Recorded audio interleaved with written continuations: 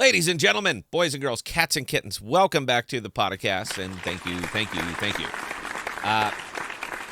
Haven't done an AMP video in a little bit. Wearing the AMP shirt. I put it on special for the AMP video and the AMP announcement. The announcement came to us via Twitter, and there it is. Pyth Network, the fastest, most fraud-proof payment network in the world, meets the largest publisher Oracle network in the world. Learn how Flexa HQ is looking to become powered by Pyth in the thread below.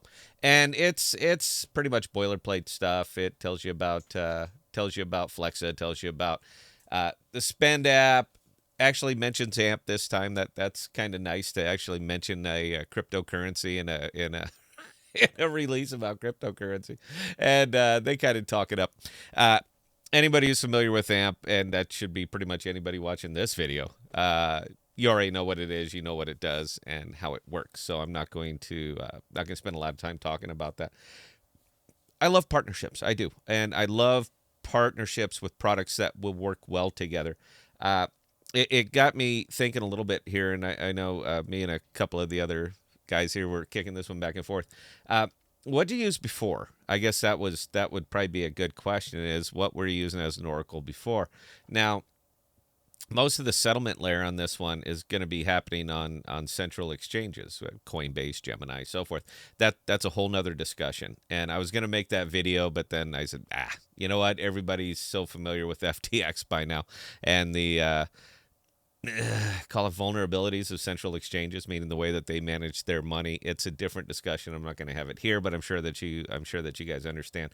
So I was assuming that the Oracle that they'd be using would be whatever Oracle the settlement layer is going to be using. That way you know how much AMP to put up. I'm a kind of, you know what? I think it's great. I do. I love, again, I'm going to come back and just say I love partnerships. I'm kind of turning over a new leaf. I like to point out the good, the bad, and the ugly, but I've kind of drawn a line in the sand between CeFi and DeFi, 100% line in the sand, and I don't think I'm going to cross it too much unless somebody really, really begs me to do it, meaning I'm not going to really be going after DeFi products. Now, you guys, if you watch this channel for any length of time, you know I have a bit of a problem with AMP as an investment. I have no problem with the tech. I think it's a neat idea. I think it's great. It's never been my issue. My issue has been profitability and timeliness and all kinds of other good stuff, because a lot of us see the market differently. I'm not a 5-year investor. I'm not that guy. I believe in opportunity costs, intrinsic values, explicit costs, explicit valuations. I'm all about that. So it's just from the investment standpoint, but from the tech standpoint, no, I think they got a neat idea. I've never, I don't like the spend app. I don't care for that wallet because it's just simply a black hole. But that's, neither here nor there. I have a choice just not to use it. So, there we are. But I like that they are still reaching out and that they are still putting some of this stuff together. I think a universal Oracle is absolutely critical to the success or failure of a digital pay rail, particularly when utilizing a collateral asset, because how much do you know to commit if you don't know what the price is? Now, this is going to apply heavily in crypto spends. It would have to, because the price of crypto is so damn volatile that you never know what it's going to be from the time that you collateralize it to the time that you settle it. You don't know how much this thing is going to be. You don't know what you just spent. And when you're talking about two tokens that also have variance together, it's real hard to find that center point.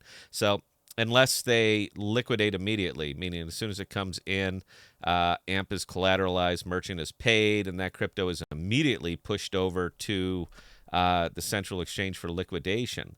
Unless that happens just that quick, then yeah, the price is going to be an issue. It always has been. That's another one of those little elephants in the rooms that we don't discuss.